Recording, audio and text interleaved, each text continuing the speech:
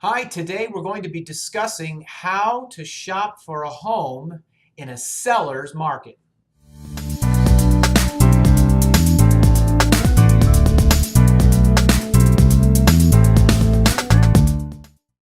Hi, I'm Jim Gray. I'm team leader of the James Gray team here at Keller Williams Realty, and today we're going to be talking about how to shop for a home in a seller's market. And before we get to that, I do want to point out two links on my website.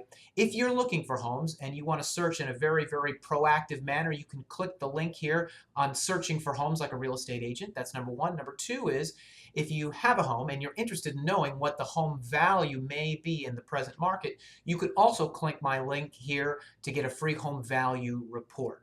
All right?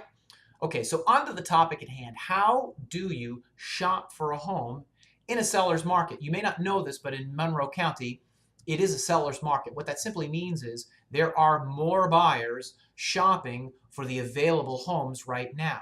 And because that's true, it means you have to shop in a very particular manner. And I want to give you 5 simple points to keep in mind as you're shopping for a house. The first is, number one, you got to be prepared. And the main thing about being prepared when you're shopping for a house is make sure that you have your bank pre-qual letter in hand.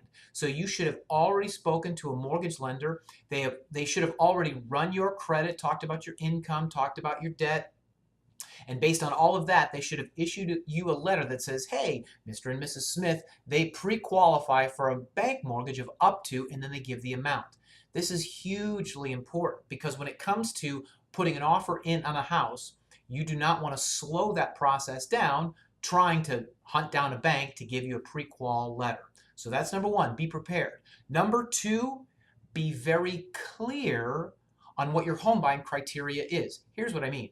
You need to know exactly what you're looking for because right now in today's market, homes that are in good condition, well priced, and in attractive corners of Monroe County, when they go up, boom, they go immediately. So you need to make sure that you recognize the perfect home when it appears, okay? So that's number two. Number three is you need to be open to broadening your criteria.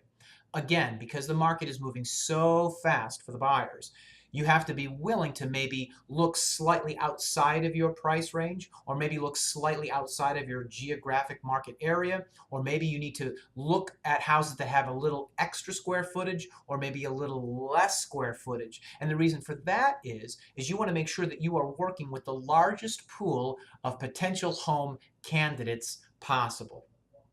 Number four, you have to be responsive. So here's the thing.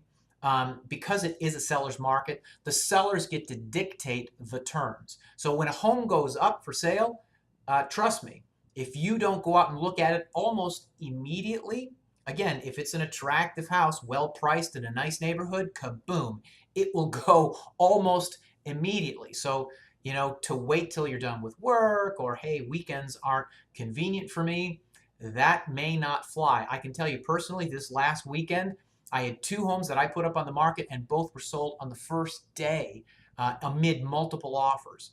So the thing is, you got to be responsive. And then the last thing is, and this is probably the most important, you need to be working with a real estate agent who can be even more responsive than you are. Here's what I mean. If you're working by yourself without an agent, and a lot of people do, and it's not necessarily a bad thing to do, the problem with that is it makes it almost impossible to move fast enough. But even if you're working with a real estate agent, not all real estate agents can move as fast as the market moves. So you have to make sure that you're with somebody who can see the house right when it appears, check on it to make sure that it is available, and then boom, get you in there immediately. That is critical. So to reiterate the 5 points, you got to be prepared. You got to be very clear in what you're looking for. You have to be willing to broaden your criteria for what you're looking for. You have to be very responsive. And lastly, you have to be working with an agent that is even more responsive than you. I hope you find that helpful. And again, if you have any questions about real estate, anything at all, there's no such thing as a dumb question. Call the number on this website, and I will do my best to tell you what I know.